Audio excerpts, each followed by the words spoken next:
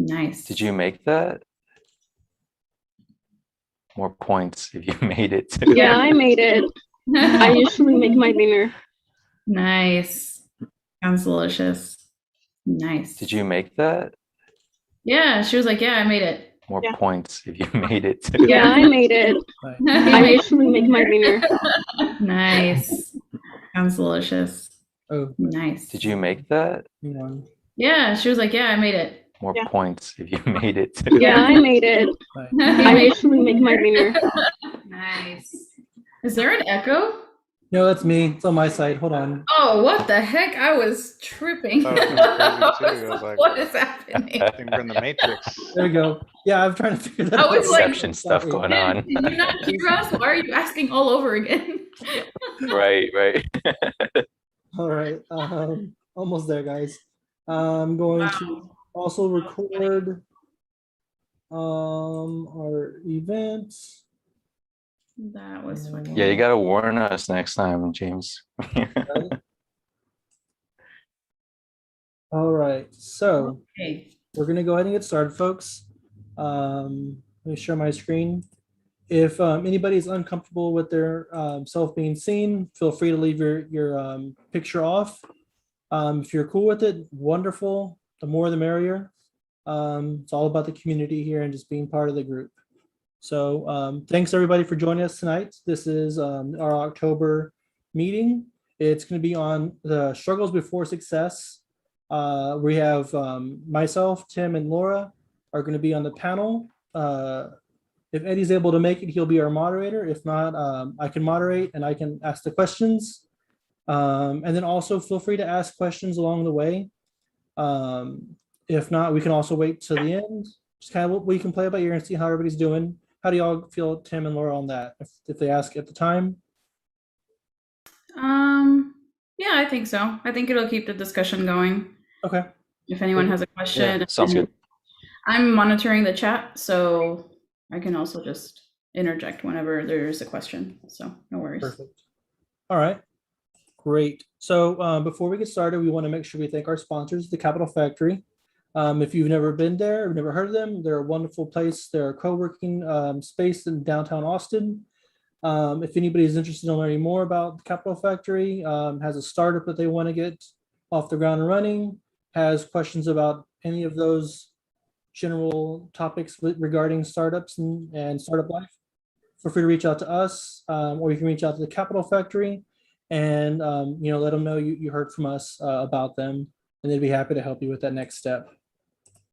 For today's event, we'll have a short intro. Our speakers will be myself, Laura, Tim, and Eddie. Flow event will be 7 p.m. introduction.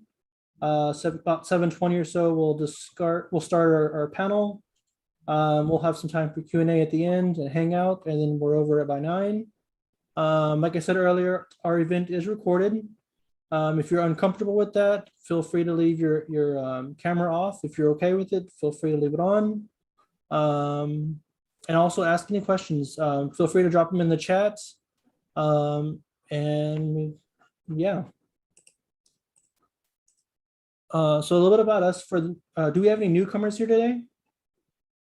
I feel like we have a lot, actually. A lot of newcomers today? Yeah. Good. So a little bit about us. We are Hispanic Hackers. We're a group of Austin developers, both software and hardware engineers, mostly of the Hispanic ethnicity. And our goal is really to showcase our knowledge and experience in building a professional network, your professional network. And it's really just about getting to know each other and become part of the community here in Austin. The organizers of our group are Eddie, myself, Laura, and Tim.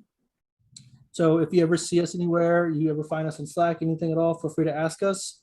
Any kind of questions you have, feel free to reach out. We're all about being a part of the team and anything we can do to help anybody out. So there's never a bad question. Our goals as a community are really to advance the knowledge of technology and space. We do have monthly meetings. This next 2 months, because of the holidays, we'll have a little bit of changes. Just different dates to accommodate so everybody can get in and be a part of it. Mostly our topics are on the software side of things. Last month we did a hardware technology talk, which was really cool. We learned about Raspberry Pis. We also do development career opportunities for our members, different things like whiteboarding and practice interviews. We do different things with the community to help support diversity and inclusion. Our goal is, ultimately to create a community in the Hispanic community within tech. We're helping to facilitate the space for people to network and make friends. At the end of the day, this is just a friendly group of people that we want to get together. We have like-minded ideas, and it's all about just being a friend. And you never know when you know somebody that can help you out, or you can help somebody else out at the end of the day. So it's really what our goals are. If anybody's interested in getting involved, please let us know. If you're interested in doing a talk for our group, let us know. You can get us on Slack or lots of other places. I'll show you all on the slide. We're open to new members joining, being a part of our leadership team. Even if you're new, that's perfectly fine. Anybody that wants to just be a part of the community and help out, and just, it doesn't matter what your skills are. At the end of the day, we need someone that can do X, Y, and Z. Or if you just want to be a cheerleader, that's perfectly fine too. Anybody that just wants to be a part of the team and be someone to help us out with stuff, it's totally great. We do hold regular meetings. We do like a bi-weekly meeting where we plan our events out. We come up with ideas and anything we can do to put us where we need to be at for our next meeting. So before we get started, we like to do a real quick picture of the group. So if everybody's comfortable with it, feel free to turn on your cameras, and we're just going to snap a picture real quick. And we just use for marketing. We put it on our Facebook page. We put it in our different slides. It's just showing the community, showing the different faces of people who have been a part of this. So let me get ready for that real quick.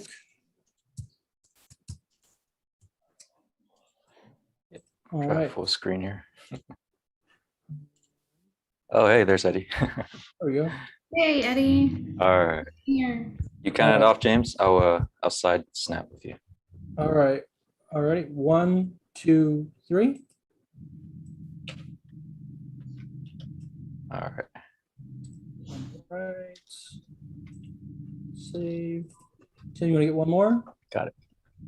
All right. Perfect. Let's get back to sharing screen. All right. Perfect. Okay. So one thing that we are trying to do, and this is going to be what we're doing our next month for November. We're going to be trying to do social events. So this month in November, we're doing a get to know everybody. We're just going to hang out, grab some drinks, maybe grab some lunch, play some video games, do some bowling. I'm not 100% sure on all the games that they have there, but we're going to get together on November 14th, which is a Sunday, from 2 to 4. That way it's hopefully a slower time of the day at the Domain Punch Bowl Social. For those of y'all who aren't familiar with the place, it's like an adult Peter Piper pizza, pretty much. So it's lots of fun. I've been there like once or twice. It's pretty neat. It's at the Domain. It's already on our meetup page already. And if you have questions, feel free to reach out to us there or on Slack or any other locations, and we'll be happy to answer those for you. Like I said, our next event is going to be a Let's Hang Out in Game. You can find us at the link up here, or scan our QR codes and it'll take you directly to that link. And like I've been saying, how to find us, right? There's so many different ways. You can find us by reaching out to us at the Capital Factory. Might be a little bit harder to find us on the river in the next couple months because it, kind of gets cold here. There's always our website, Hispanic Hackers next at Versailles.app. You can always get us on Slack. If anybody's not a member on our Slack yet, I'm sure we'll drop a link into our chat at some point in time. You can find us on our meetup page. You can find us on LinkedIn, on Facebook, and then at the Capital Factory again, because they have all our information always. The next thing we like to do is we like to have a social connection party. So this would be a great time for anybody that wants to connect with anybody in the group. Feel free to drop your LinkedIn profile link into the chat. Remember to save the chat at the end of our events. We do save it ourselves and we do post it to our monthly meeting notes. So if you don't get a chance to grab it, you can always get it on our website for the month of October. Also, this is a great time if anybody has any upcoming announcements, anything that anybody would like to celebrate, or any upcoming events right now. Feel free. This is a great time to share if anybody would like to.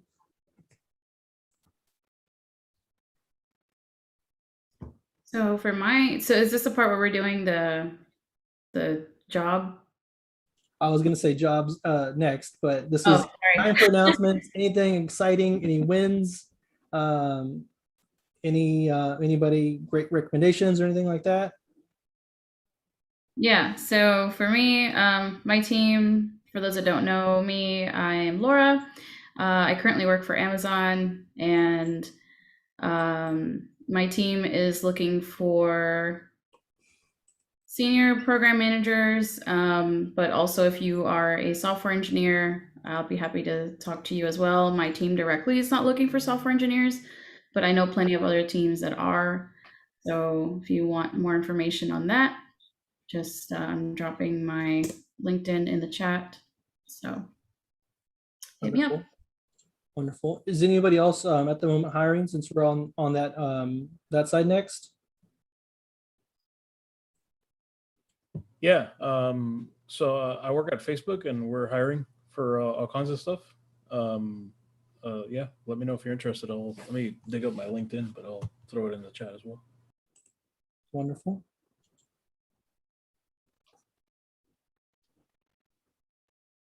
All right. This is also another opportunity. If anybody's looking for work, feel free to let us know. And then if you're a part of our Slack channel, please drop that in our Slack channel as well.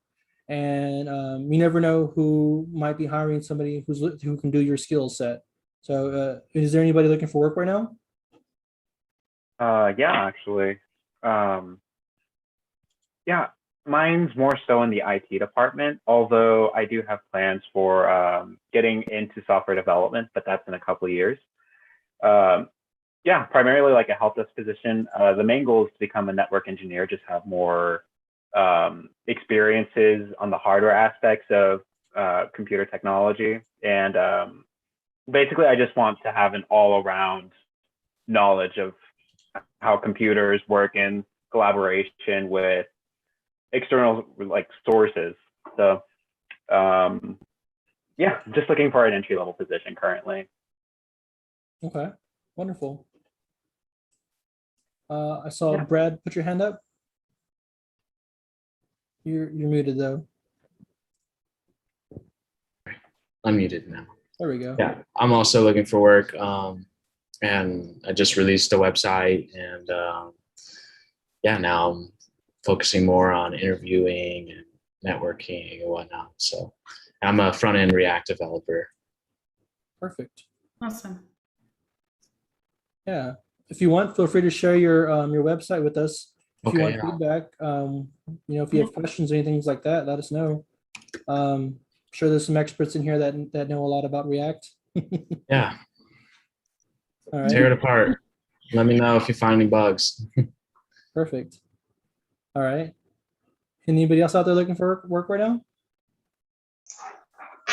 I'm looking for work. I'm currently in a coding boot camp for Code Fellows, construction project manager transitioning to tech. So I do have some software development experience, so project management, software development, or entry-level software developer, because I'm in the intermediate course right now, starting the advanced in a month. So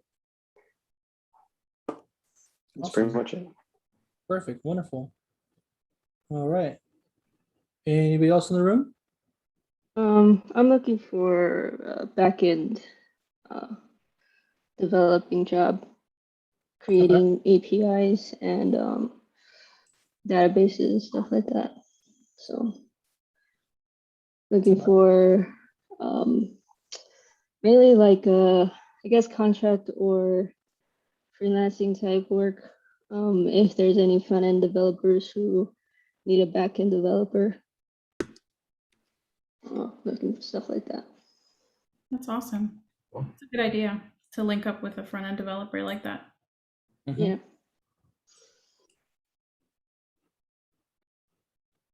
All right.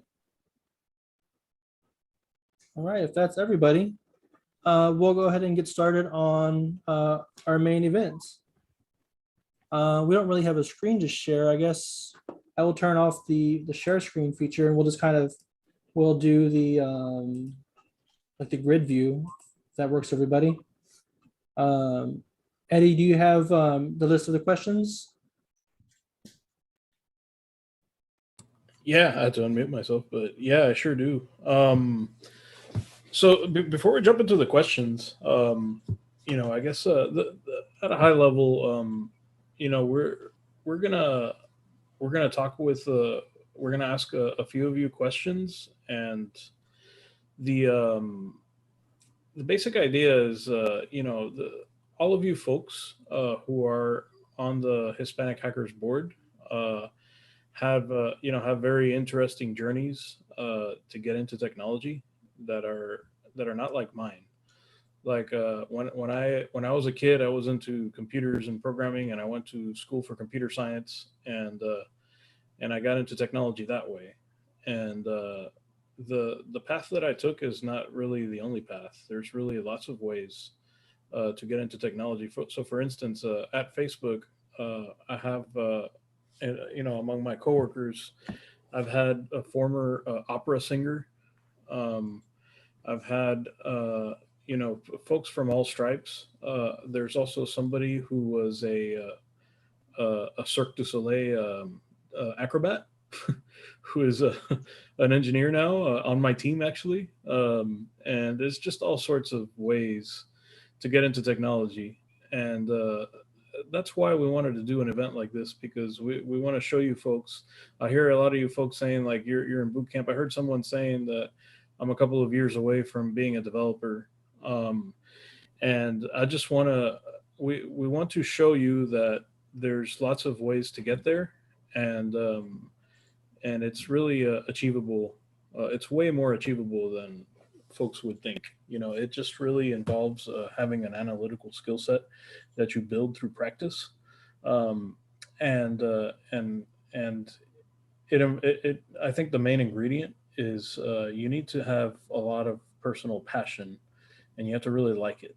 And I think if you really like it, that's like more than half the battle. If you really enjoy coding and you really enjoy solving technical problems, and you may be surprised, maybe it's something that you never realized that you had, that it's a skill set that you had, but then you learn about it and you realize like, oh, I enjoy this, and with some practice I can even get pretty good at this.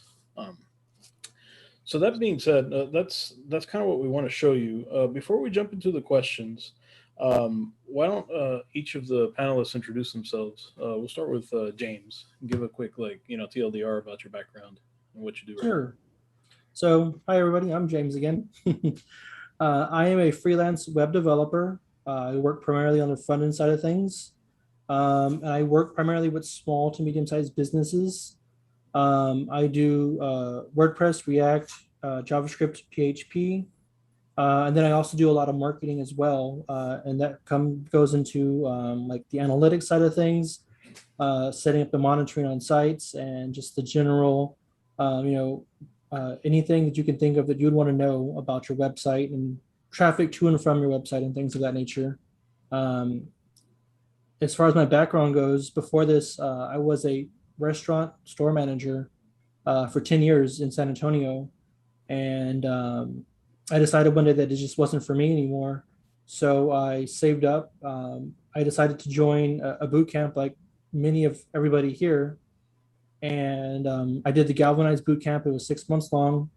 And then after that, I didn't have any connections to the world. So I went into freelancing.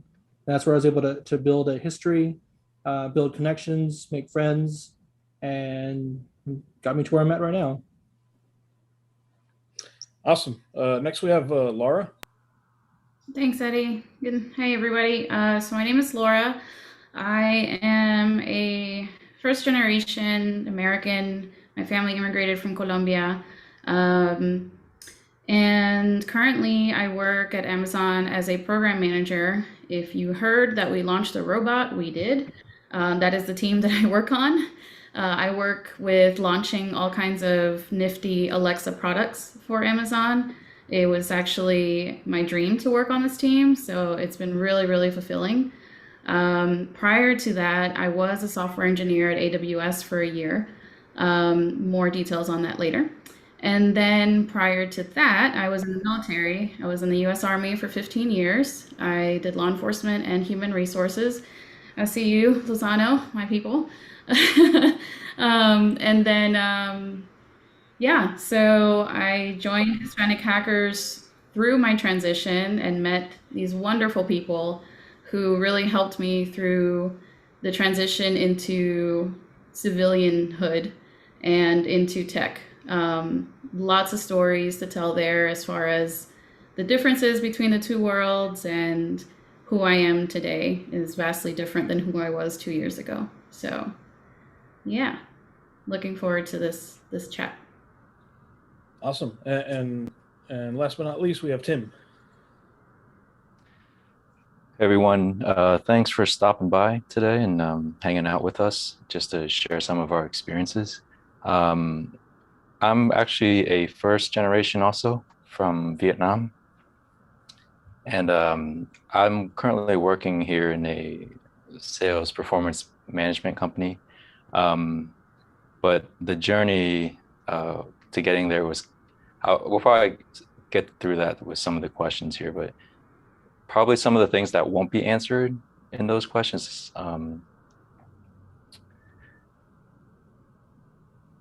It's been a long journey, and I think we'll get to more of the stuff in there. I don't really know kind of just off the bat right now, but I'm sure things will come up as the questions start rolling. Cool. And real quick about me, for those who don't know me, I'm originally from Miami, Florida, from Hialeah, La Ciudad que Progresa. My parents are from Cuba. I lived in Austin for a long time, and now I'm in Seattle, Washington, for working for Facebook. Cool. Thank you everybody for your intros. We're gonna get into the first question, and we'll go, I guess, same order. What was your perception of the tech industry and of software engineering and coding before you started doing it?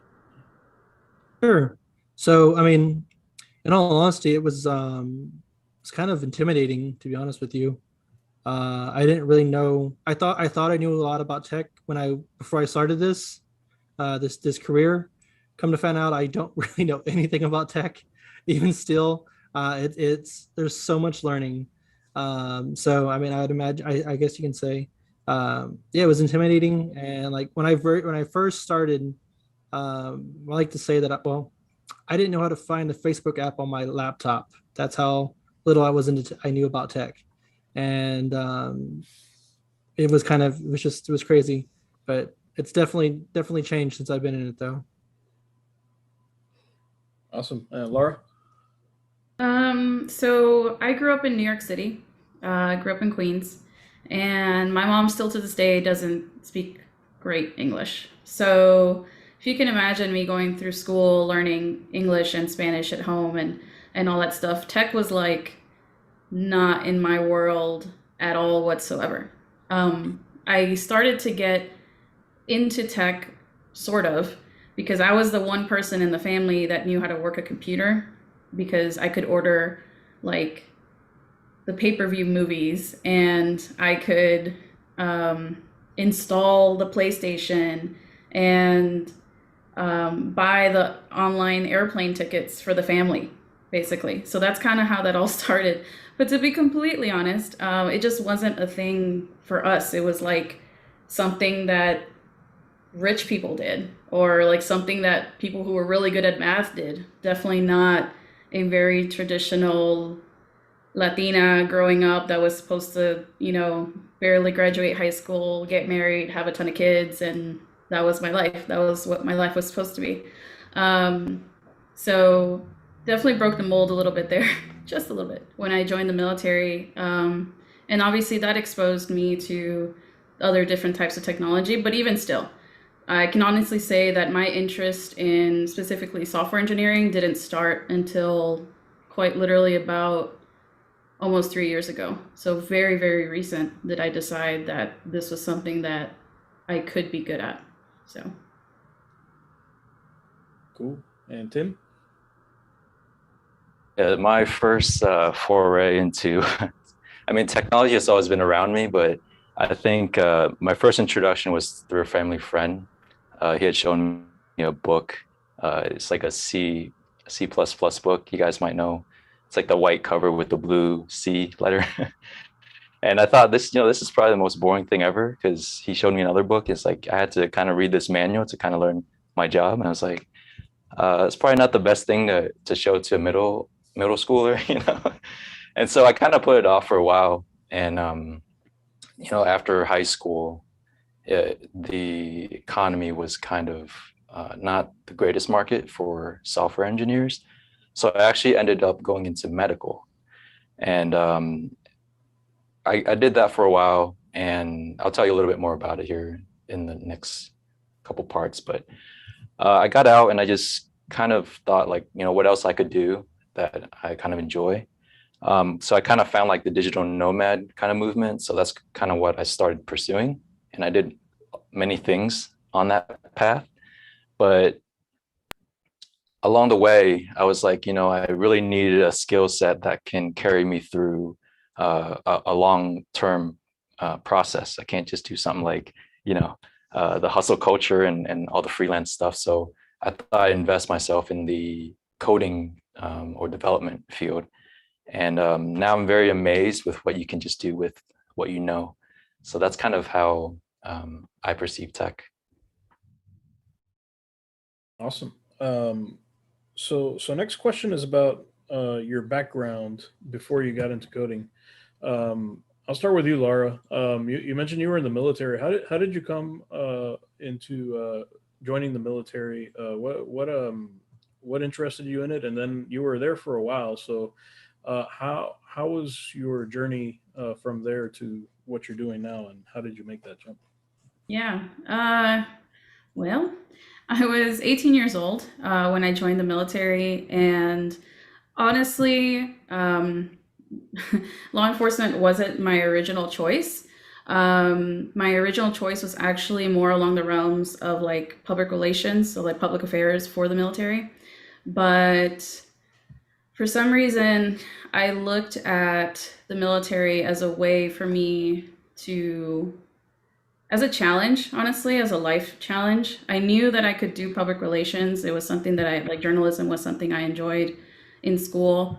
But when I saw the opportunity to do law enforcement, I wasn't sure if I could do it. I wasn't sure if I could keep up physically and mentally. And so I chose that route. But I chose the military overall instead of going to college, just because my parents had always taught me that debt was bad. Don't get into debt. Don't use credit cards. Don't owe people money. Maybe it's not the same in your family, but it is in mine. So I looked around and I saw that there wasn't going to be a feasible way for my parents to pay for school, much less for me to pay for school. So I had gotten, actually, Eddie, I had gotten a half-ride scholarship for tennis to the U down in Miami. But again, a half ride is still a half ride. So, it was just one of those choices that I made at 18 years old, and I went through it, and I loved it. I loved every second I was in the military. I learned so much about myself. I did challenge myself, ran marathons, did the whole shebang, deployed twice, whole thing, right? Then around when I was 10 years in, I was like, okay, got it. I know how to do law enforcement. I can train my soldiers well, et cetera, et cetera. So I switched over to human resources. I wanted to learn a little bit more of a high level of how the Army actually operates. Because if you were in the military, you know that the power of the pen really does move everything. Without orders, without somebody writing something down or signing some piece of paper, nothing happens. So I really wanted to learn that process. With that, I learned how to manage SharePoint sites and kind of sort of started dipping my toes into a little bit of like information management and a little bit of databases, stuff like that. And then 5-6 years later, I just called it quits. I realized that I wanted something else. I wanted freedom in my own life. I had given the military all of my 20s and I wanted a new chapter. And so it was during a transition briefing. It's a briefing offered to military soldiers when they're transitioning out of the military, whether they only served 4 years, 15 years, or they're retiring at 20 years. There are programs now, thankfully, that help soldiers kind of learn on the job and also learn new skills. And one of those briefings was Galvanize. So like James, I went to the Galvanize boot camp and I learned how to code there. It was a specific military cohort. I was the only female in that cohort. I'm still to this day the only female graduate of their military program, and I often do talk to the alumni there and go back for their graduations and stuff, hoping to see another female. So I'll still keep my fingers crossed for that one. And then after Galvanize, I had a couple job offers, to be honest, but Amazon was the target. More on that on how I got there, but Amazon was the target, and I got there as an SDE through an apprenticeship program. And yeah, then a year later decided, this is cool, but the ultimate target, the ultimate team was Alexa. I wanted to be a part of Alexa. And with the military, you do a lot of you do a lot of gathering of information and kind of moving it around anyway, and it's very much like project management. So yeah, I networked my way into project management, and that's how I do now. That's how I launch Alexa products to the world. Awesome. Thanks for that. And by the way, if anybody was wondering what this was, I'm from Miami, and everybody from Miami, has all this loyalty to the University of Miami, even though we didn't go to that university. It's just, I don't know. It's one of those Miami things. It's the U. Yeah. Interesting. Yeah. Next, let's go with Tim. What was your background before you got into coding? Yeah, so like Laura, probably helped the family out by doing tasks, buying plane tickets, writing some legal stuff, which I didn't feel qualified to do. But my dad's like, better English, so just go ahead and do it. Then I started developing a website for them as well, kind of getting through, WordPress, all that good stuff. That was on the side stuff. Professionally, though, I worked as a pharmacist for 2 years and 8 months or so at a small home infusion pharmacy. And it was a 24-hour gig. So like sometimes I'll roll in at 3 a.m. in the morning with one of my technicians to mix medications. So that got kind of interesting. And that's probably led to burnout, I'll admit. And yeah, just continuing helping the family and stuff on the side, going to school and things like that. It wasn't until I left that I kind of just headed towards more the tech side of things. So I started freelancing and doing some websites for just clients locally in Charlottesville, Virginia. So that was really interesting because it was fun. Like I was getting paid to do something I enjoyed. And so I tried a couple other things at the time too, because, in the spirit of making money online, I was like, let's try SEO writing, tutoring English students in, what was it like in the Middle East, some people in South America, some really interesting experiences that I gathered along the way. But Eventually, I just took a year off and I spent 6 months or so in Colombia, Medellin specifically, and I kind of just learned, took Udemy courses, free code camp, that sort of thing. Came back to the US afterwards and kind of started a little free code camp group. And I met a lot of developer friends that way because we used to go to Starbucks and just basically hack away for like 3 or 4 hours every Saturday. And then I was like, I didn't have a well enough education because I did come from a medical background. So I thought I enrolled myself in a coding school, like probably most everyone here. And I enrolled in Lambda school, which was about 7 or 8 months. So it was completely remote. So I was like, why not hang out in Mexico at the time too? So I rode over to Guadalajara and Guanajuato just to learn and to explore. And, one of the things I like to do is travel. So spent my time there. And after that, just landed a gig in Austin for a company, which I'll talk more later. And yeah. Cool. And James, you shared a little bit about your background in the service industry before coding. You want to expand a little bit about that and what you did before your current career? Sure, absolutely. So, kind of like everybody else on the panel, I was the person that had to do the things. I was like Laura. I was the only one who knew how to use the computer at home. I was the one who had to set up the TV, do all of those things for everybody. And for me, I tried doing the college thing, going to school. I have an associate's in civil and mechanical engineering that I don't use. I couldn't afford to pay for school though, so I had to work at the same time. And working and trying to be an engineer is really hard to do. Just so you know.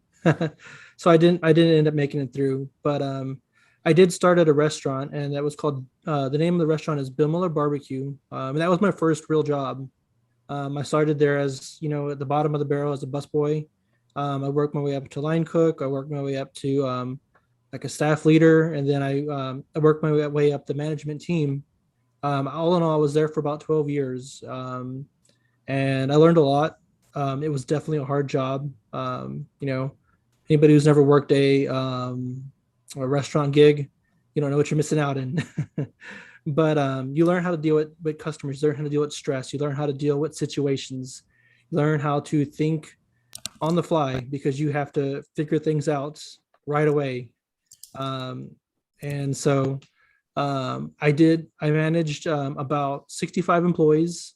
I ran my 10% gain. I did what I was supposed to.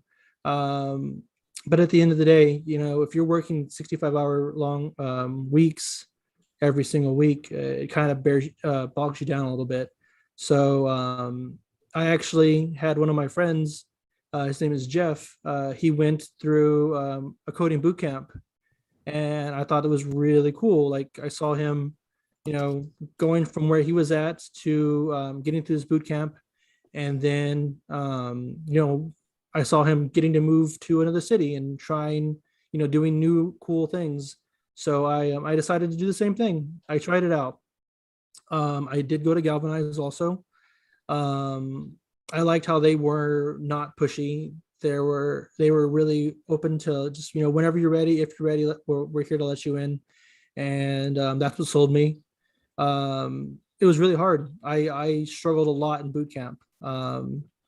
It was really hard to learn how to learn.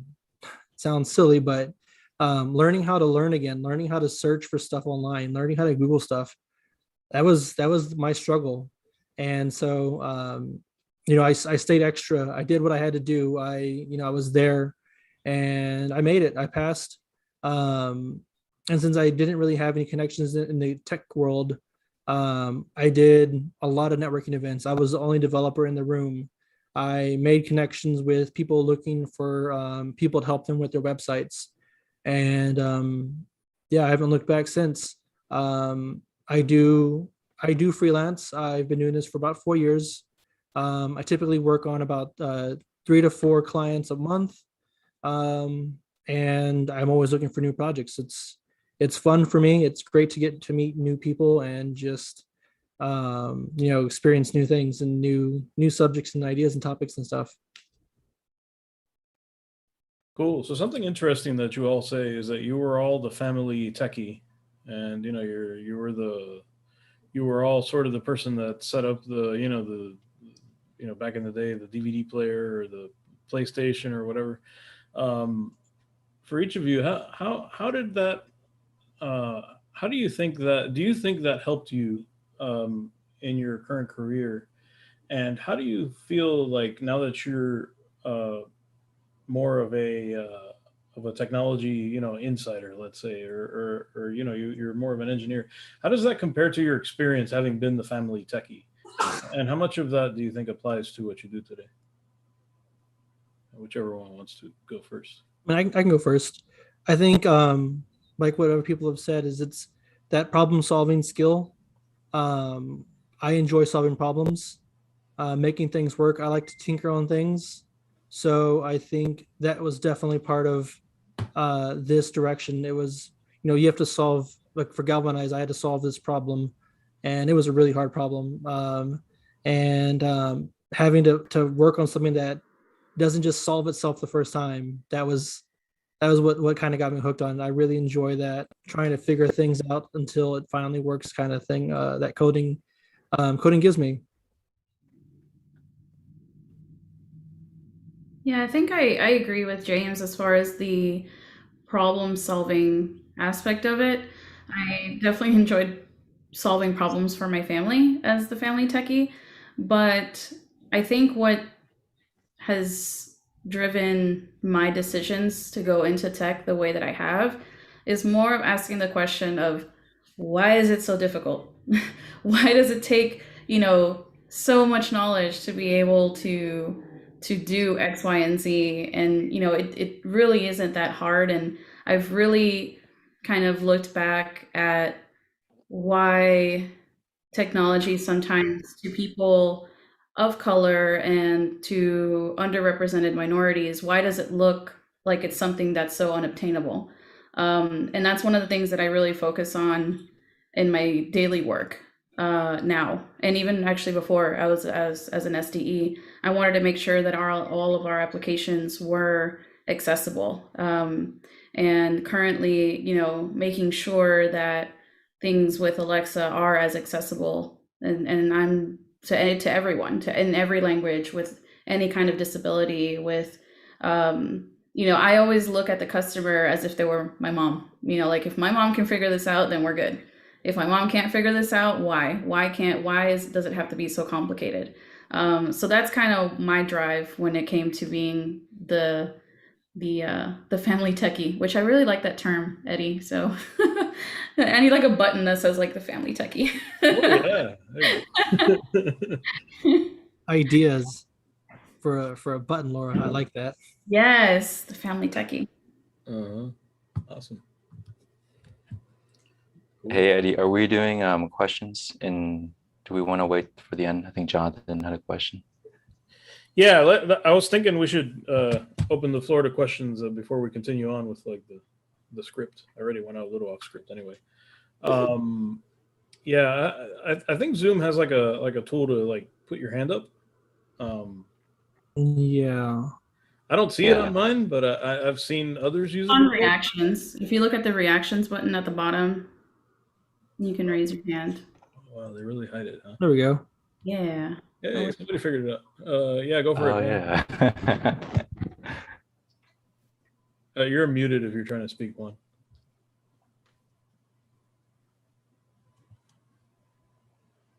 Hello, everyone. My name is Juan Jose. Can y'all hear me? Yeah. Yep. Yeah.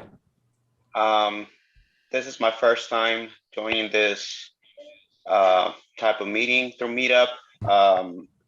I've been researching online, really how to get started in this programming or coding, getting into the tech world. I am a 40-year-old man who's married with children, full-time job, just little side hustles.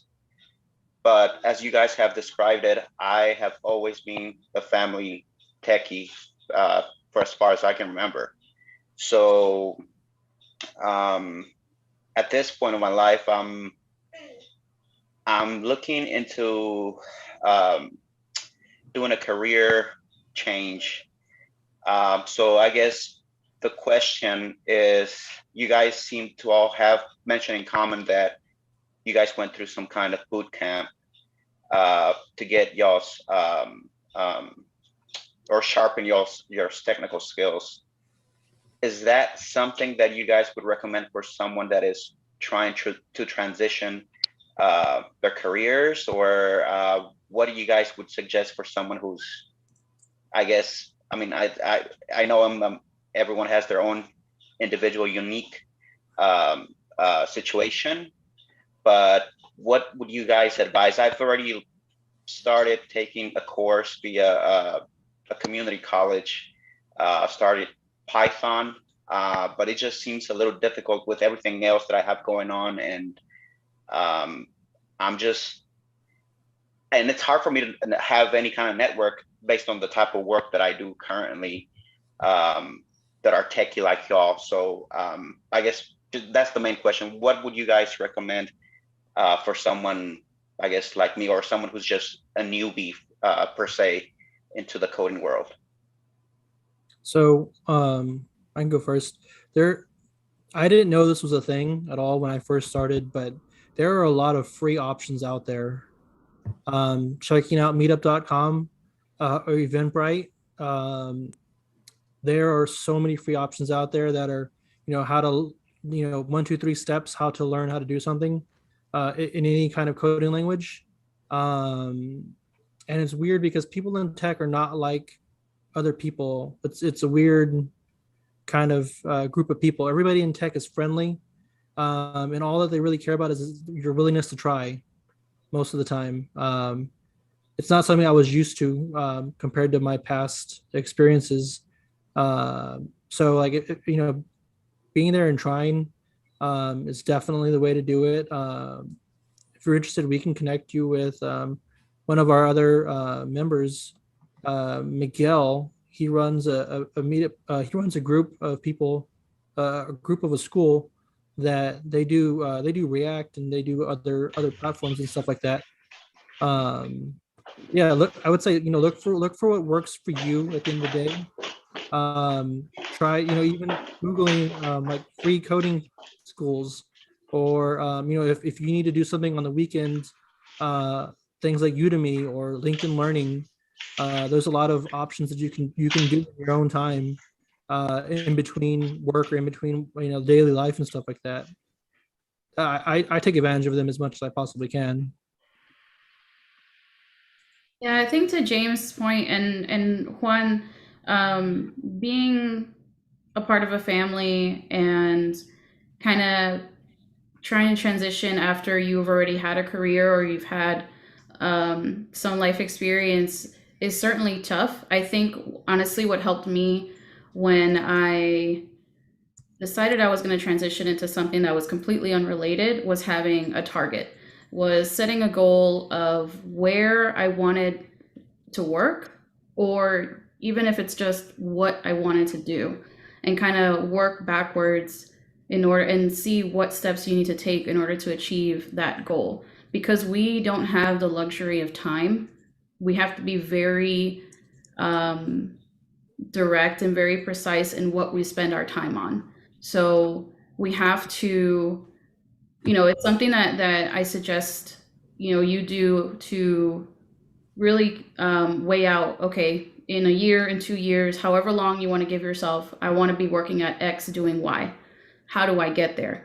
And my second piece of advice is always to network, talk to people, talk to as many people as you can possibly talk to, using all of these free resources that everyone is so graciously putting in the chat. Come to meetups, and kind of get the lay of the land that way. See what's trending, see what technologies are out there that people are looking for. Look for some job descriptions and see if there are any similarities in the languages and the libraries that people are looking for specifically, and build up a profile. There's nothing better than for you to go to an interview and just be like, hey, I can tell you how to do all these things, and I can do some leak code and show you on this whiteboard what I can do, but there's nothing better than saying, hey, go to this website and look at what I can do. You know, I feel like that speaks volume to what you can accomplish. But yeah, so hopefully that helps a little. Yeah, and I can't pretend to know your situation also, but I've seen some people in coding school because we were a cohort of like 80 people, and I saw, you know, parents in there also. Get some emails from time to time from pharmacists trying to switch careers as well. So I kind of see that people want to transition, but I think the best thing is try to learn, you know, in what free time that you have. And if you are able to take the plunge and just like, you know, go learn coding for 3 months and just focus on that, then more power to you. But it's hard, I think, but there's a lot of free resources like that were mentioned. I personally did free code camp way back when they had like certificates, like you finish a front end, back end, etc. Now I think they do just like smaller portions. Um, Once you get some experience, you can also try Chingu, which is something I did in the past. Chingu was interesting because it connects you to all kinds of developers around the world, and you're working on a project, and you learn to get that real world experience, like work on GitHub, you know, doing PRs and that sort of thing. I think any real world thing might help much more than taking a bunch of courses, unless it's like maybe a coding school, which they can kind of like back you up, like this is a very good curriculum and whatnot. But I'll go ahead and throw the stuff in here that I just talked about. And then James was talking about Miguel, who did a presentation here. He runs like a little boot camp called Kodubi. And it's more for like, I want to say the gap between after you learn all the coding and then you're trying to get a job. He's kind of in the middle where he gives you kind of like experience, right? He puts you in groups and that sort of thing. Just because I talked to him recently, that's all. So that's what I have to offer. I also want to say, Juan, you're in terms of networking, being here, this is the first step, you know, showing up to groups like this. And if you're learning Python, show up to the Python meetup. You know, us programmers, sometimes we could, you know, we could be weirdos, but we're nice. If you talk to us, you know, you may, and when you're into the coding, you know, we may all be like, oh, we all like to sort of look smart and feel good about what we do. And that can be intimidating to somebody who comes to it from the outside. But you know, you kind of have to like manufacture the future for yourself. When I used to be doing startups, like I know I have the feeling, I think it's similar to what you described, like, you know, you just kind of feel adrift and you don't feel like you have a footing anywhere, and you kind of just have to like smash all the buttons and like, you know, start, you know, like putting out as many threads as you can until something sticks, and then you build on that, you know. Coding, I will say coding is like coding and software engineering, it's definitely having the problem solving skill and loving to be a problem solver is kind of a prerequisite. You do kind of got to hit the books, take a course, whatever it is. You have to learn the material and you have to practice it. And you practice it, like Tim was saying, by finding opportunities to build stuff, either, you know, for yourself. Though if you've never done it before, it's really hard to start that way. Get in with some folks, and you know, and you know, like I said, smash all the buttons till something sticks, and then just keep building on, you know, what you had before. You know, you know, you start these things from zero, and it's always daunting when you have an open slate with nothing down in front of you. You know, just build on each thing that you can, and you know, build contacts, go to events, hit the books. If you can, go to a boot camp is kind of streamlines a lot of that stuff. You know, you make friends in a boot camp, and you also learn coding in a boot camp, and they give you practice problems. It's really well set up for folks like you if you're able to do that. But yeah, otherwise, you know, just get in there and try to meet as many people as you can and learn as much as you can, and there's a saying in the tech industry. They call it imposter syndrome. Where everybody feels like they're an imposter, and they don't deserve to be there. And if you read blogs from folks that do technology, everybody feels that way. I feel that way too, and my job and everything. And you just kind of have to power through that, and that's a big part of this, especially when you're doing something new and something exciting. It's always going to be uncomfortable, and I think if it's not uncomfortable, you're not doing it right when it comes to starting and establishing yourself into something like this.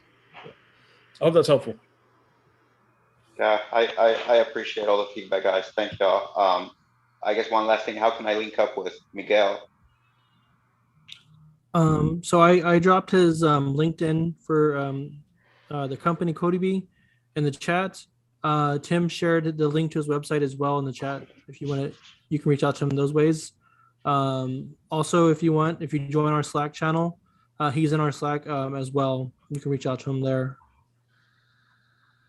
I'm not sure your financial means, but Codybee is a paid program, and then Chingu is a free program.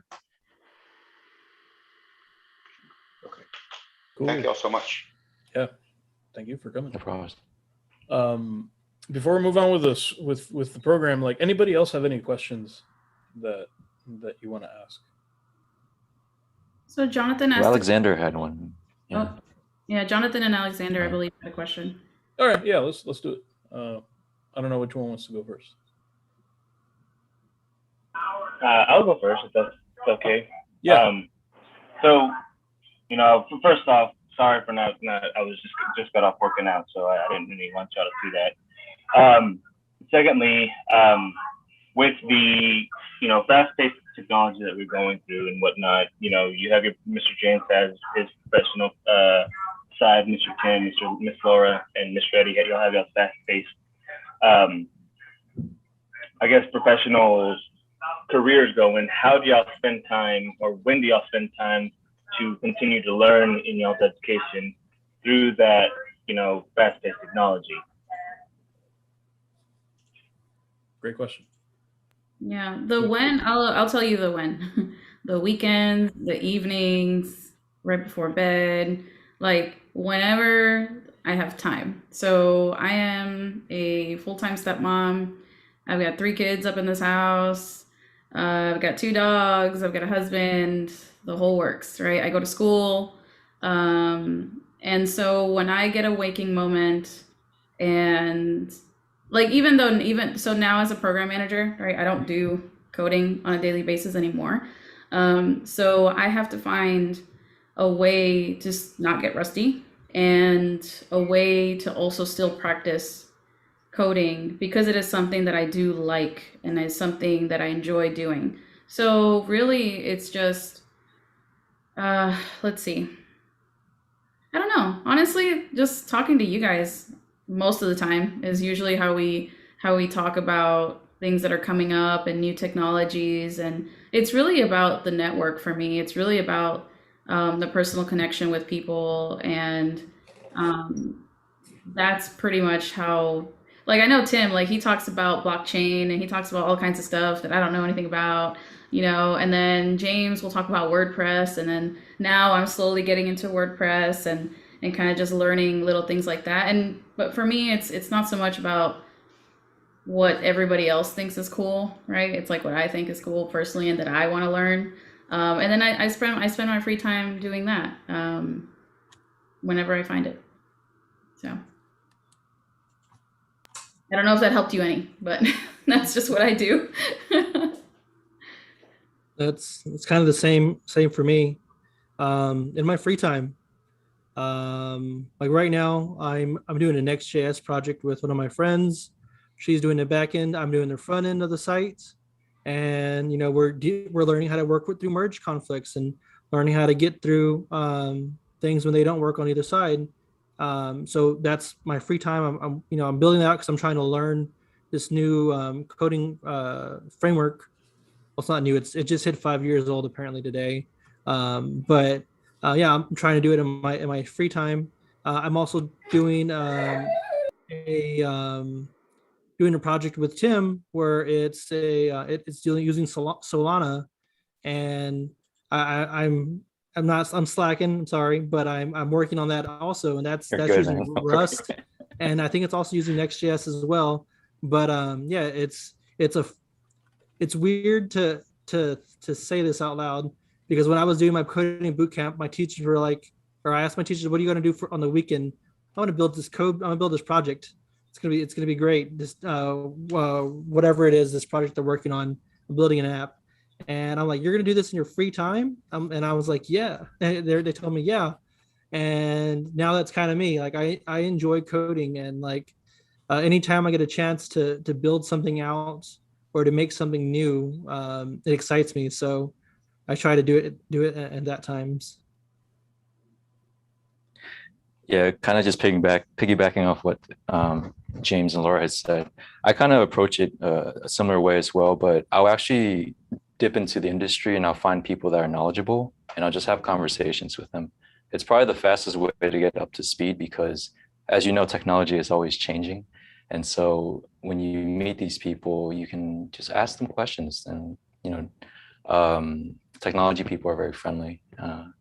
And then if you can make something your own, like James was mentioning about working with Solana and blockchain, that kind of thing, build something out for yourself. That's how I kind of keep up with it, because you see like firsthand like what's working and what's not.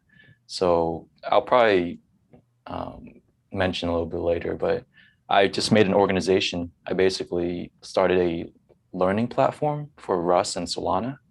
And so like that puts a lot of responsibility on me to learn it too. So you kind of like put yourself against the wall and it's like you got to fight your way out. So that's just kind of some ways I approach it. There's other ways too, but I hope that helps. Yeah, to add to that, I threw a link out in the chat. It's a website called Hacker News. It's news.ycombinator.com. Like if you want to, that through that site, you'll sort of see like all the latest stuff that people are talking about in the tech world and also in the tech startup world. And for me personally, yeah. In addition, I mean, there's obviously you have to really like this, and you have to put in time, like doing a lot of reading. Echoing what Tim said, I think the way that I learn the most is I put myself in situations where I'm challenged to build something that I don't know how to build at the beginning of it. That's super uncomfortable and very stressful, but you come out at the other end like learning a lot. I gotta say. And I do that to myself a lot, and like I said, yeah, it's stressful. I don't think you should do that to yourself all the time, but every time you do put yourself through something like that, you take the leap and work on something, or put something on your shoulders, like a project or volunteer for something in your team or whatever it is, that you don't quite know the answers to, and you're like, damn, I'm gonna have to like hustle and read about like databases or this language or that really pushes me personally, at least, to learn a lot of stuff that I didn't know before. All right, we have one more question from the audience.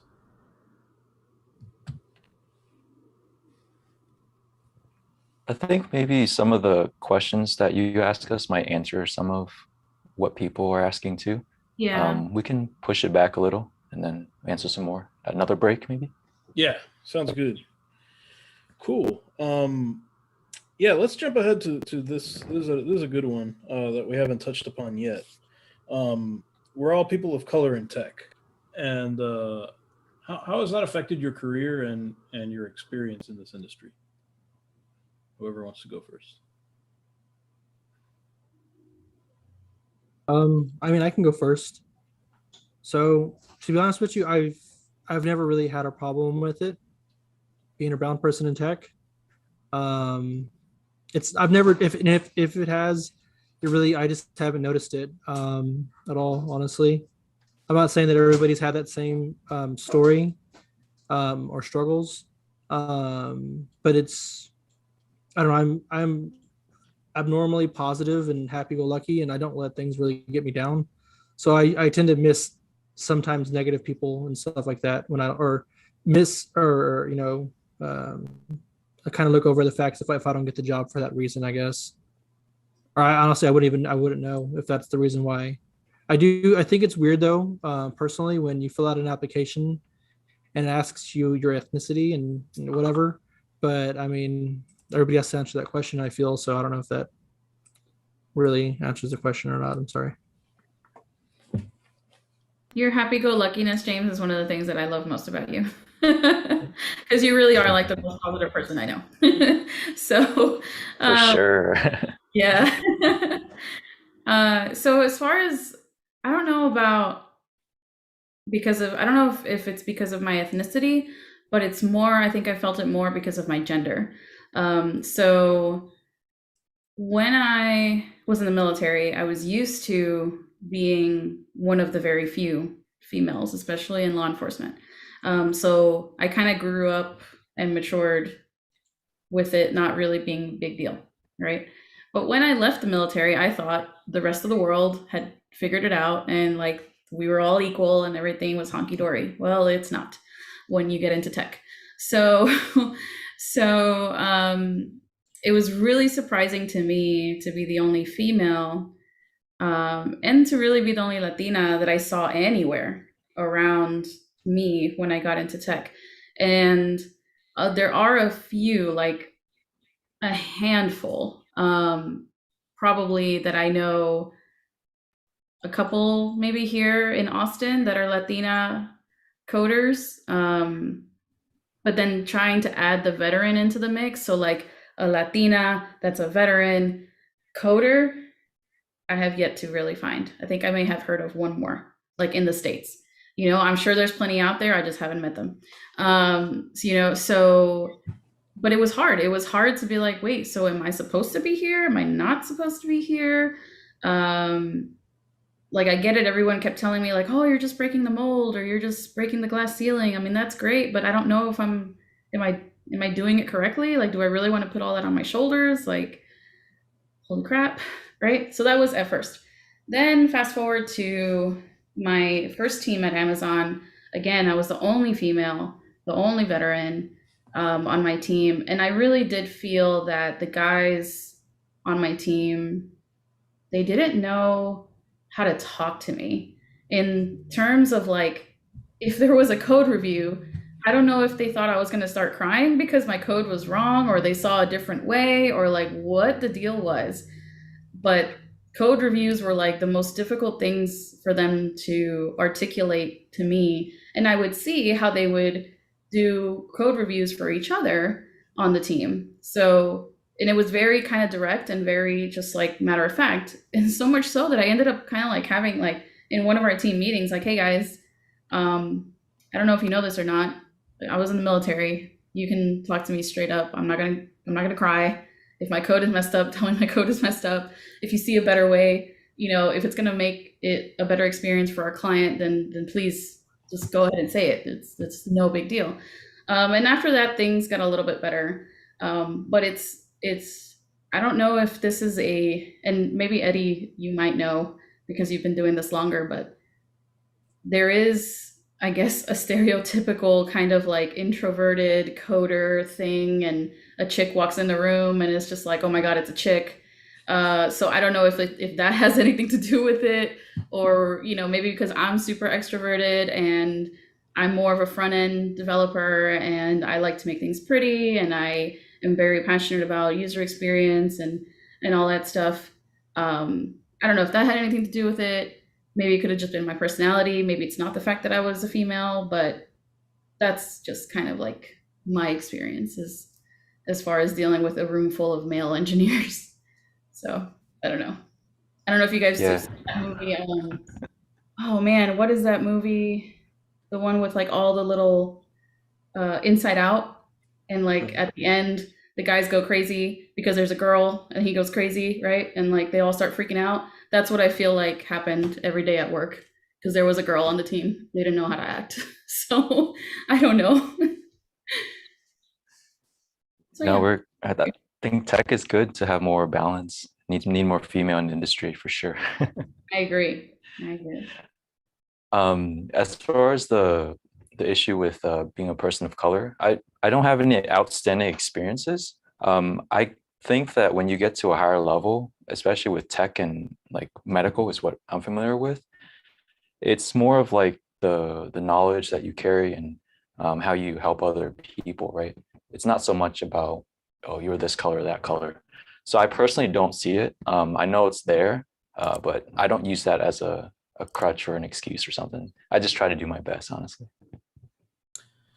Yeah, I will say that I think it is challenging in most places to be a woman in technology because there's normally in most places there's an imbalance.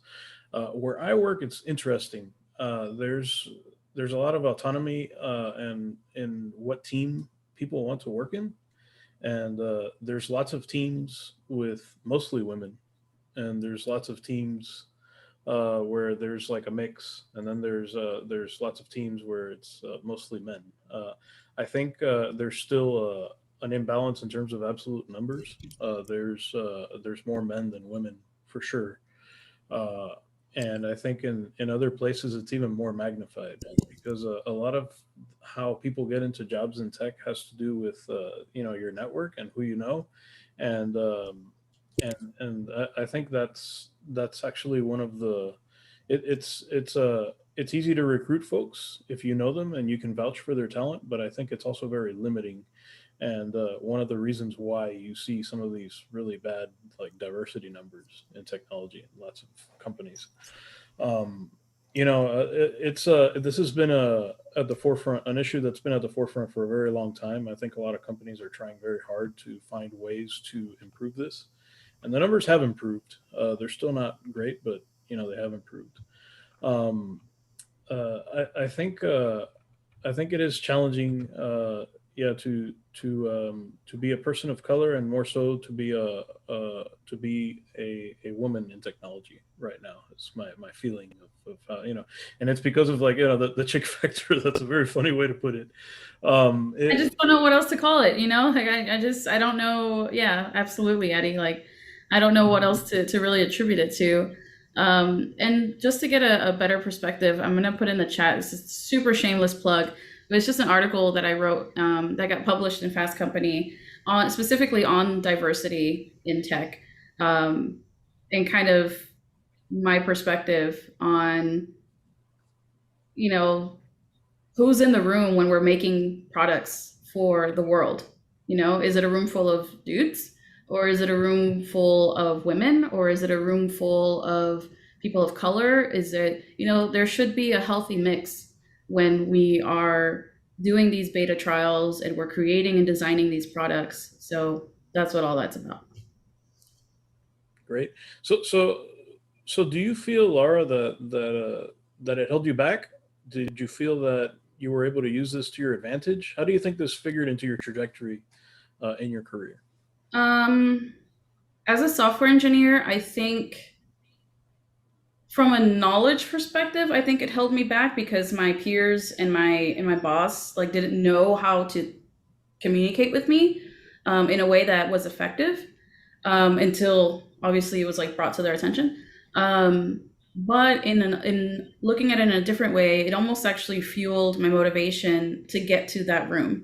So I knew that it was going to probably take me a lot longer to get into the room with the designer of a product. So that's when I decided, okay, well, maybe let's switch gears and go into program management and product development and things like that, so that I could be in that room and I could still advocate for other women in a different, like indirect way. There's still a lot of ways, and you and Eddie, you and me have talked about it, about getting into more technical program management, which is what I really want to be in, because I'll be working with engineers and making sure that their voices are heard when it comes to product development and launches and things like that. So yeah, sort of. So in a way it did hold me back knowledge wise, I feel like.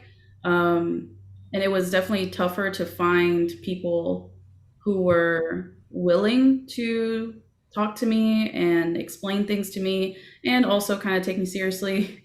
I feel like sometimes men don't have to prove themselves as much but that's also very similar to my experience in the military. We don't run the fastest, so obviously there's that. But we bring so many different other things to the table. And it's a shame that we have to kind of go through that, the fact of like proving ourselves and proving that what we're saying is worthwhile. But it is. So any females out there, any guys thinking that whatever you're saying is not worthwhile, it is. Everybody's thoughts are important, and that's what drives diversity, and that's what's going to make our products better for the world. So Absolutely. Totally agree there. Awesome. Hey Laura, how did you break through that with the guys, or how did you end up being able to get guys to take you or whoever you work with to take you serious? yeah, so I definitely struggled with like imposter syndrome. Girl, let me tell you. I was like, I don't belong here. I don't know what I'm doing here. I would look around and literally not see anyone that looked like me, And if they did, it was kind of like, okay, well, yeah, she's a Latina, that's cool, but is she a veteran?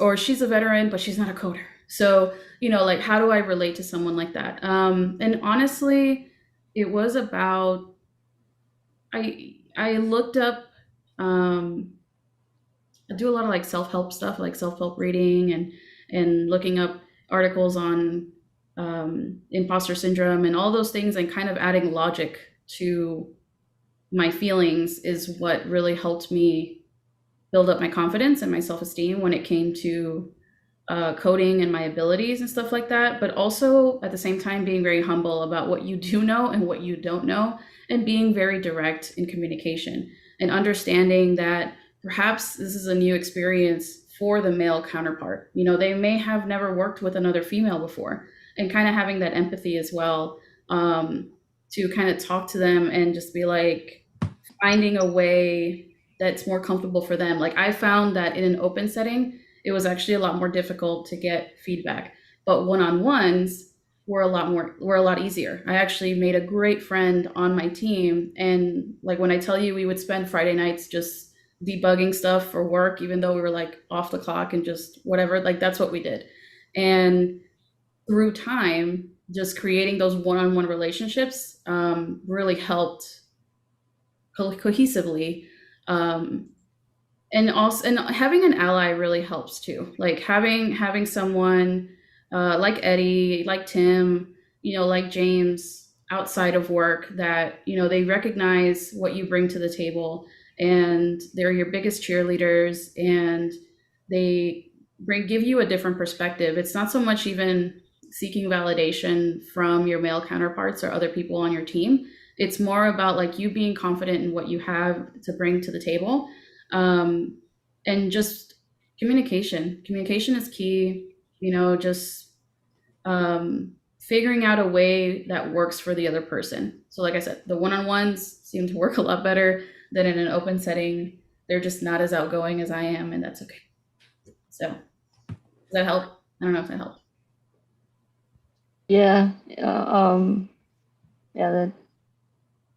that helped. Thanks. Mm-hmm. Awesome. If nobody has any more questions about this topic, we'll do going once, going twice. Cool. Next question is about COVID-19. How did it affect your career? How did the pandemic figure into your plans and what you ended up doing, and where you're at today? Did it hurt you? Did it help you? Did it make no difference? I'll take this one first. It was kind of funny because when I got to my current job, literally I was in the office for 1 week, and they announced the next week that we're going to go remote. So it was pretty challenging at first because of the onboarding process, and just I had to do a lot of pair coding. They had to share with me, how the architecture was and the systems. But I actually found that I enjoyed working on my own. Maybe just I'm a natural introvert. I was able to like control my time better. So like I could be doing laundry and then also be coding. And I think it's good practice for me, at least, just to work remotely and get used to working over a computer as opposed to face, because that's just one of my goals. And so I don't think it affected me too much, but I can see how other folks are having problems with mental health, and I think that's a big thing that's happening coming out of all this. Take care of yourself, take care of others, your friends and family. So yeah. I can go next. So to be honest with you, when COVID hit, I actually lost my job. I was a developer advocate for a company, and nobody wanted to leave their house. So yeah, it was hard. It was roll up your sleeves, let's work on the resume, let's get out there, let's apply for stuff. And it ended up being okay for me. I ended up finding my next project to work on through the end of the year. But it was difficult. I was part of that crew of people that lost their job, and it was an experience. I mean, I was fortunate that I had savings and whatever, but yeah, it wasn't cool. But you learn from it. You learn how to work even better remotely and work for other people in other parts of the world and stuff. My contract that I worked on was for someone in South Carolina. So we did our morning stand-ups instead of in-person stuff. So, yeah. For me, I was going to the in-person coding boot camp, and then the week of our graduation, COVID happened. And so our graduation ended up being remote. And then at that point, I was heavily going to different meetups around Austin, and obviously all of those turned into remote. So a lot of time, I think I spent probably like about a month or so just going to a lot of virtual meetups after I graduated. And then all of my job interviews were all remote as well. Every day that I've been at Amazon, I've been remote, even today, and will likely continue to be remote afterwards. So I like it. I enjoy the flexibility. I was actually in Colombia last week, and I got to work from there, so that was fun. Yeah, so I initially, because I'm so extroverted, it was really hard for me to just be at home by myself with the dogs. But slowly but surely, I have kind of really adjusted to it, and I enjoy ultimately just the flexibility of remote work. So, yeah. Yeah, for those who know me, know that COVID has kind of been interesting for me. At the beginning of COVID, I was planning a big booth for a client. I was doing like consulting in South by Southwest, and then South by Southwest got canceled, and then this opportunity to work at Facebook kind of came up, and I'm just like, yeah, what the hell? Let's see, and here I am. I never expected to be in the city I'm in right now, doing what I'm doing, but it's been a very interesting journey. And I guess me, like I've been doing startups for a few years, and that has made me very sort of like, yeah, what the hell? Let's do this crazy thing. And and that's kind of how I ended up doing what I'm doing. If it wasn't for COVID, I don't think any of this would have ever happened. And it's just life throws you curveballs, and you adjust your batting stance, I guess. It's kind of how I like to look at it. That said, it's I have a kid. and a family, and COVID has been challenging for my kid. He was just the timing for him ended up working okay because he just started kindergarten, and he's able to go to school in person. If he had started kindergarten last year, it would have been rough, like because he's doing like other stuff like online classes. He does not do well in online classes. It would have been a complete disaster. But yeah, just it's been tough on the kids. You know, he for a few months, you know, he was kind of locked up at home, and then we kind of adjusted, and yeah, you know, so that aspect of it has been challenging.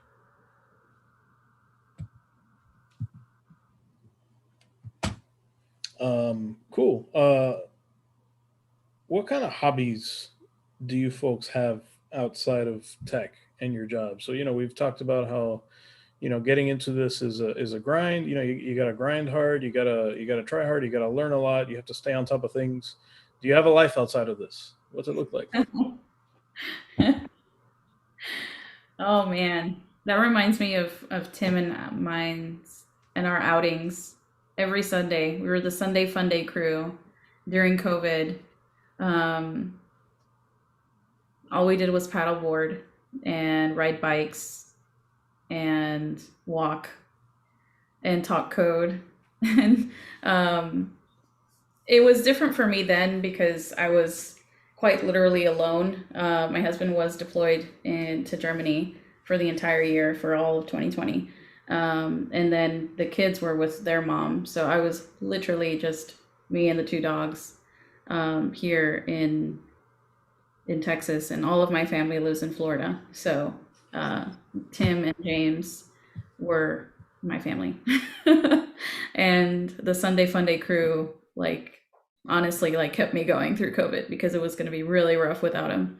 So yeah, like paddleboarding when the season's right. I still don't have a bike, Tim, so I don't know what to tell you. I sold mine, so we're good. Yeah, he had to lend me like an extra bike that he had, so there's that. But yeah, hobbies today, I do a lot of reading, way more than I think I have in the last couple of years. A lot more reading now. But honestly, with my schedule, it doesn't leave room for much. And traveling, I'm back to traveling. So like I said, last week I was in Colombia, so there's that. I was gonna say, so we don't have bikes anymore. Let's get scooters and just ride that around. Down. I'm down. Hobby-wise, I kind of find myself doing similar development stuff, but I'll try to balance it out too. I think it's very important. So getting yourself out there, doing physical activity. If anyone asks me, I'm probably gonna say exercise is probably gonna 10x your life, productivity, happiness, all that stuff. I mean, it's well known, but we tend to forget as developers because we spend so much time on the computer. Just I try to keep my routine, diet, and I'll meditate too, just to keep my mental clarity.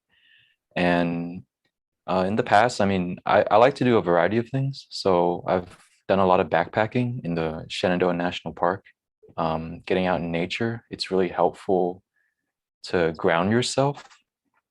And just like there's something that you feel when you're outside in the middle of the woods. You don't hear all the cars and all of that.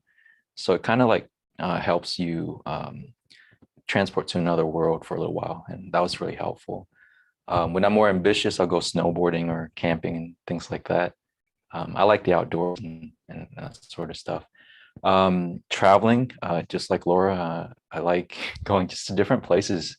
You learn a whole lot, and it was a challenge to learn some Spanish for me too. But life has many flavors, so you have to go check them out. And hopefully the COVID restrictions lift or ease up a little bit, so we have more freedom.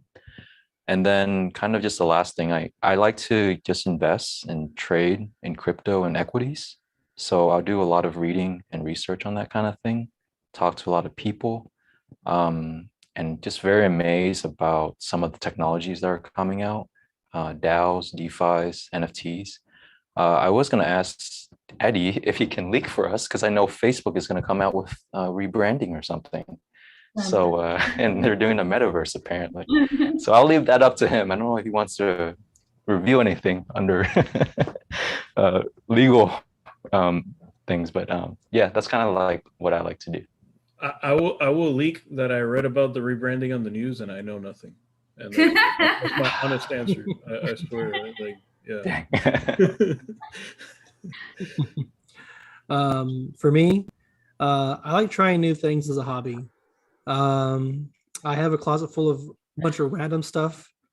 You name it, I probably have it. Because I like to try new experiences. Sorry? James, are you a secret hoarder? No, I'm not a hoarder. Like I have a paddleboard, I have camping equipment, I have We need to go camping. I have running Oh, equipment. trip. I have like woodworking tools, and I have metalworking tools because I was into welding, like baseballs and things like that. So I like to learn. I like to learn new things as a hobby, like fun experiences. I like trying at least everything once. If I had to say one thing is my favorite, I really like to cook. I like trying new recipes and finding something that might be difficult to do, and then making it happen. That's one thing. And then in my free time, I enjoy doing projects like different website projects. Like I'm working on the two, one with Tim and one with my other friend. And then let's see. I like to be outside in the outdoors. Anything you can do outside, fishing, swimming, hiking, whatever it is. I just like being outside. Like Tim said, there's something to be said about being out in nature and not hearing any kind of noise pollution. That's a different experience. If you can get to a place that's so far removed from the rest of the world and experience that, it's definitely a changing. Like it helps you to experience things differently, which is cool. Cool. And Do you guys remember when we did yoga in the park? Yeah, we did yoga. Oh my gosh, that was so fun. So that was like when I first got on the board, right? Of Hispanic Hackers. That was one of our events pre-COVID. And it was like yoga where was that? It was in Bull Creek. It was down past the waterfall area where there's a big flat opening. It's probably one of the weirdest, coolest things I've ever done, though. It was really cool. I felt like an Austinite doing that. It was Austin. Yeah, exactly. Probably the most hipster thing I've ever done. Cool. I can say for myself, I have like there's a closet this is to my right. I don't know what it looks like to you in the video. It's like my graveyard of like hobbies. There's like an old 3D printer in there. I don't know, there's all kinds of stuff. The one hobby that really sticks is I'm like super into coffee. And I'm a caffeine addict, so that's good motivation to stick with that hobby. I brew coffee, I roast coffee, I just got some coffee from Colombia, Eddie. You need to let me know when you're. Are they green beans? Unroasted? No. Give me some of that. That's what I want.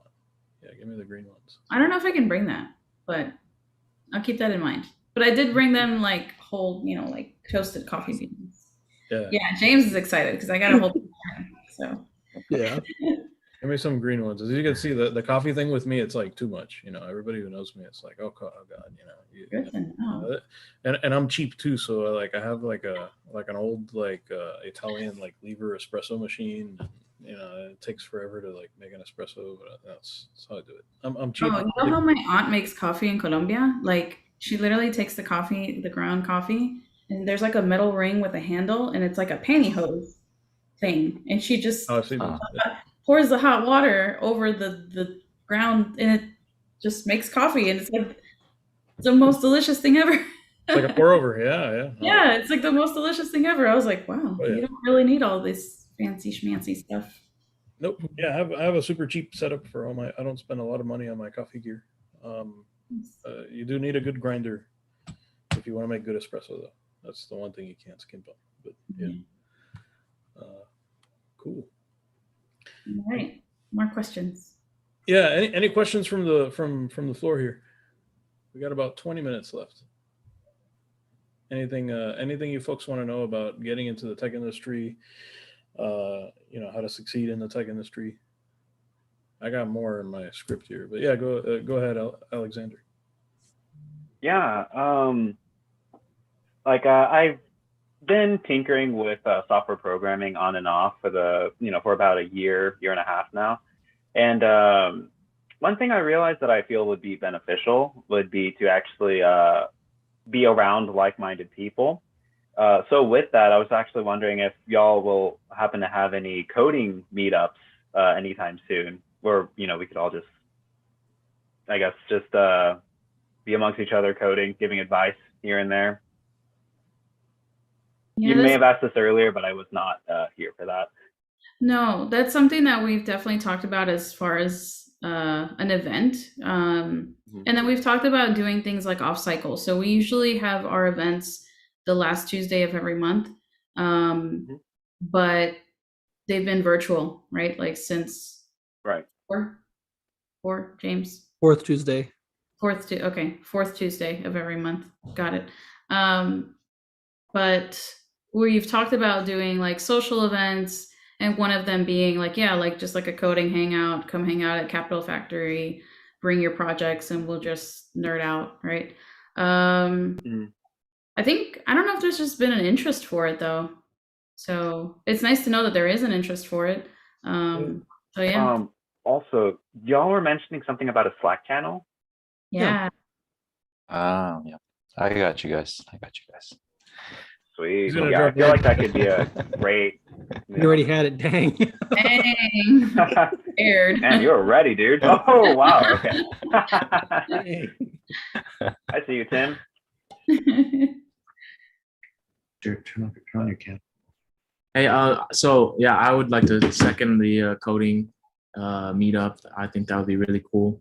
And also, I had a question if there's time for that. Yeah. What would you guys say was the most important aspect of getting your foot in the door at a company, right? Talking to people. Just talk to people. Talk to the flower pot if you have to, but talk to people. Get your elevator pitch ready, like who you are, what you bring to the table, what you want to accomplish. Actually, honestly, make people talk about themselves. People love to talk about themselves. It's a good interview tip as well, but just in general, just ask them questions about what they do, what their day-to-day is like. Go to as many meetups as you can. I will let you know that when I first started my coding bootcamp in November of 2019, I opened my LinkedIn account for the very first time. And by the time I graduated from the coding bootcamp, I had like well over almost like 1,500 people, connections on my LinkedIn account. And it wasn't that I was talking to all of those people, but I was posting and I was, sharing and commenting and just kind of getting my name out there. And it's a kind of like a marketing technique of brand recognition, right? So those people get to see your name more than once, and you never know, your resume might come across their screen and they'll recognize your name just from all your LinkedIn posts and stuff like that. So talk to people. They might know somebody who knows somebody. That's my best piece of advice as far as getting in the door, because I didn't come from anybody who knew anything about tech. And in this group alone, I've gotten interviews, I've connected people, they've gotten interviews, they've gotten jobs. So yeah, obviously it is what you know, obviously, right? So like prepare with LeetCode and like all that good stuff, HackerRank and all that. But a large part of it getting to the interview is who you know. Mm-hmm. Right. Jose, you got your hand up. Yeah, so I kind of want, if it's okay, I kind of comment on what he said, or with this question. So I just recently got a job, and it was really. Congrats. I'm actually onboarding this week. This is my second week, or my second week. And the way I got to that job is by networking. So it was another speaker that came to my galvanized group, but he pitched the Operation Code, which is like a veteran coding Slack channel, and I joined it. And I talked to him. I sent him a couple of messages like, "Hey, I joined. Here I'm here," to the guy that pitched that Slack group, and then he tagged me on a job posting, like I would never had seen, and I mean, and then I applied for it, and there was obviously I did all of it, but I would never seen that job posting if I didn't connect with that person, and I didn't make an impression where he would tag me on that job posting. So it's, yeah, you'll never know Exactly. where it leads. So I'm so happy for you, Jose. Yay. But my actual question was the job or the imposter syndrome. I know we talked about it a little bit, but like, how do you guys combat the imposter syndrome if it ever rears its ugly head, or One way that I try to do this is hang out with other developers, people who have been in my shoes, people who have more experience than me. I try not to be the smartest person in the room. And I like to ask a lot of questions. I like to think about it as the worst thing anybody can tell you is no. And that's kind of the way I deal with it. If I don't know something, I try to learn it if I can. If not, I ask questions, and I try to exhaust any kind of resources that I have before I try to ask questions, so I don't ask like a dumb question. But that's kind of been my method of it. What I do is I try to listen to others around me and recognize that they have it too, and try to be helpful, and that's the cure. Like you don't get you once you're collaborating and you're helping each other, like you see like, oh, other people, other people struggle too. We all struggle with the same thing, and then that's sort of the way out. I think of the imposter syndrome. That's the way out. You'll always have the imposter syndrome. You'll always feel like, there's always somebody who has more than you or whatever than you. But like, yeah, at least you learn at what you learn what you're capable of when you can sort of collaborate with other folks and have this open communication and help each other out. Yeah, that's how I look at it. I think for me, kind of realizing that like this is my race and only I'm in my own race, right? I'm not competing really with anybody else but me and the knowledge that I bring to the table and that I bring to the team. And I think to Eddie's point, like when you're collaborating, I used to be so afraid to give my input because I thought, well, they're geniuses or something, so they've already thought about it. So why would I even say anything, right? And then a couple times I took a chance and it was like something they'd never even heard of, or a different perspective altogether that they never thought would, like their brains just didn't go that route, right, to solve whatever problem we were working on. And especially you, Jose, as a veteran, like we look at life so differently and we approach problems so differently than a typical civilian engineer would. So really don't be afraid to, even if it seems like a crazy idea, just let them tell you no, like it's like, no, it's not possible because of X, Y, and Z. Oh, okay, well, fine, it's not possible. But, work that muscle and just be confident in who you are and what you bring to the table. And also lately, I've kind of realized gratitude. Gratitude goes a really long way. And just being grateful for today, and being grateful that you're in a position to solve problems, to be mentally stimulated every day, to be challenged every day. You've got the job, what you've been working towards for so long now. Just those little things kind of keep the imposter syndrome at bay, because really imposter syndrome, I think, yes, it's about us wondering like, oh, well, they're going to find out that I really don't belong here and so on and so forth. But really it's fueled from us kind of being competitive with other people and caring about what other people think. But if we really look inward and are grateful for who we are today, I think that that keeps it at bay. you know, like being like, hey, this is who I am, and I'm okay with it. Like, this is what I bring to the table. This is the knowledge that I have, and just, you know, positive affirmations are like a new thing, and for me at least, and that's kind of where how I've been dealing with it as well. Yeah, I'd like to add with imposter syndrome. I think it's been programmed, especially in institutions. So like going through the educational system, it's like, you know, you got your grade, you have to get an A and all that, but they don't teach you how to fail. It's kind of my perspective. So I'll be the first to raise my hand. Like I've failed before. Like I've done things that, you know, weren't my best. And you'll see that it's still, life still goes on, right? So I think we might zoom in too much into the picture sometimes, and just remember the things that you've done to get there. And if it helps, I would go back and do things, technologies that I don't know. Like I love JavaScript, and I think Laura, we had a conversation about this one time too. So what I've been doing now is, since I'm learning this new language, I'll combine it with some JavaScript, some React, and then, you know, just to pile on a little bit of new things at a time. That way you don't feel like a complete imposter and you don't hit your head against the wall too hard. So I kind of just approach it in that way, changing my mindset, because I feel like it's a mental thing, right? It's that's half the game sometimes. I just want to touch on Brad's question earlier. He was talking about getting your foot in the door.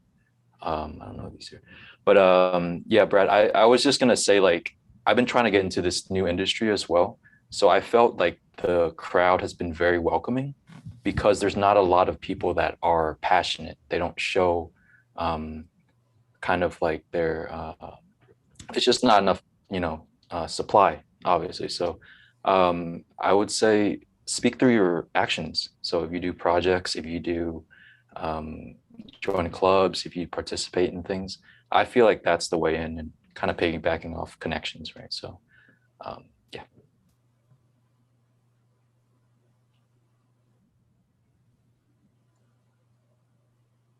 Yeah, thanks for that.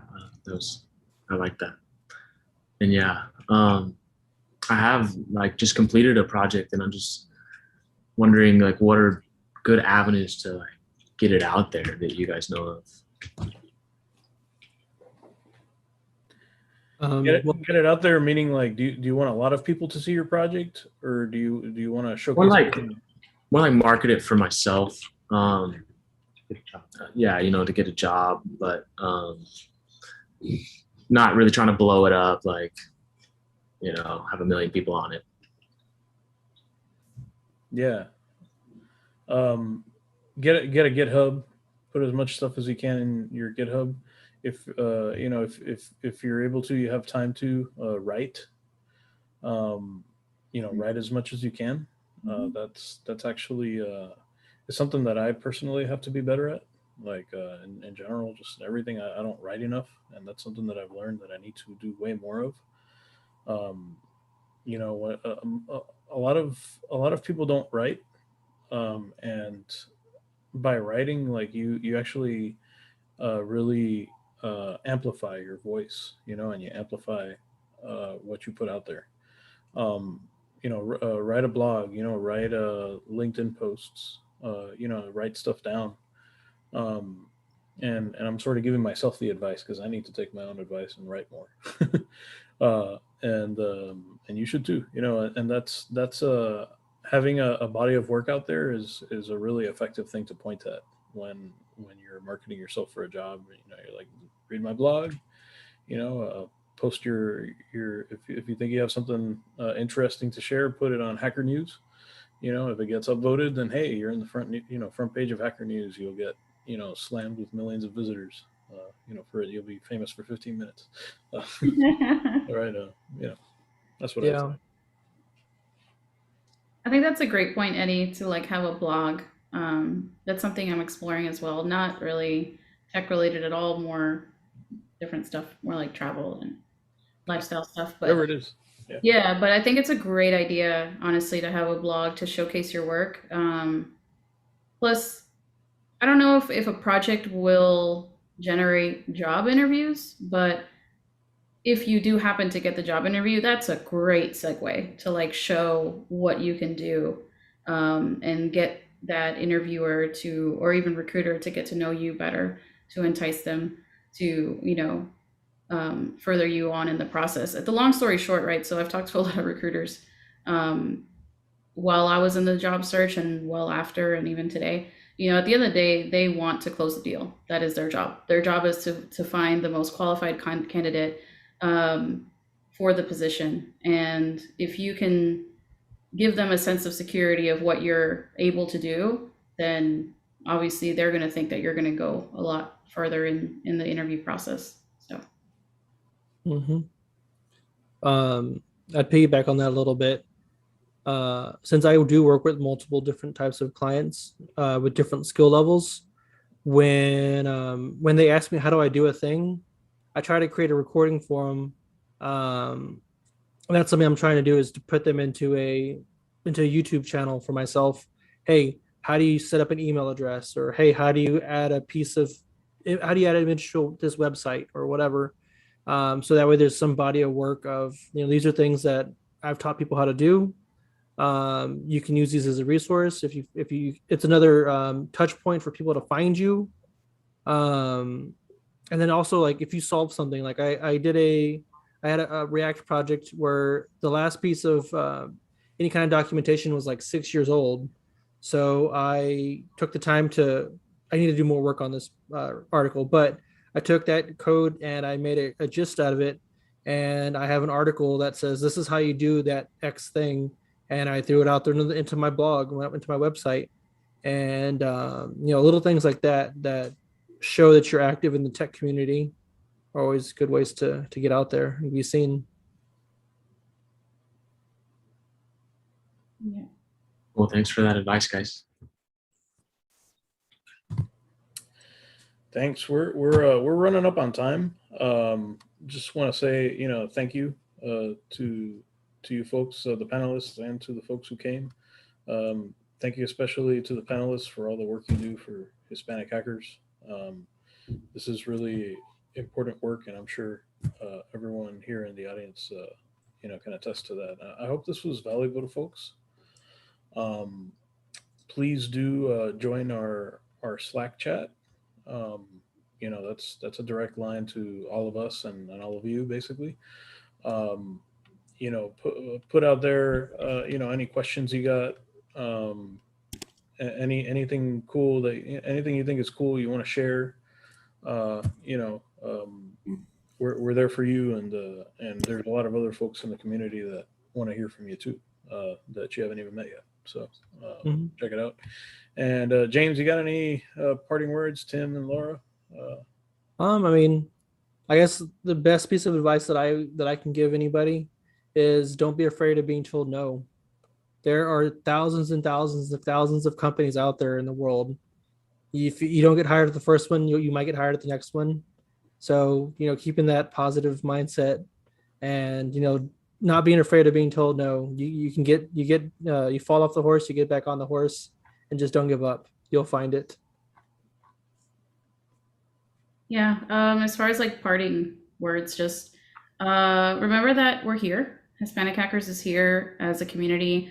We're here for you guys to lean on us, ask us questions. If you're having a tough time dealing with rejections, reach out to one of us. We really are a good group of people. We're a good group of friends. Can't wait to see you guys hopefully next month at Punch Bowl. I think it'll be really fun. The camping trip, I think, is a great idea. So we'll see. We will try to put that together. That might be kind of fun. But no, seriously, talk to people. Don't be afraid to just introduce yourself. Tell someone what you're looking for, and bring your coffee. I will bring the coffee. Tell someone what you're looking for, and you never know who they might connect you with, or what piece of advice they can give you. So yeah, talk to people. Yeah, I was just gonna say, just connect with people, and in that spirit, I'm gonna drop kind of some stuff to find me as well. I forgot to drop it earlier. Sorry. And I started the learning thing. If you guys are interested in that, please feel free to join that. My only parting words are just, it's a numbers thing. Right? Eventually you'll get in. No one can stop you, only you. Damn right. Awesome. Cool. Great. On that note, I gotta run. There's a crying kid that rushed into here at some point, so I gotta go see what that was about.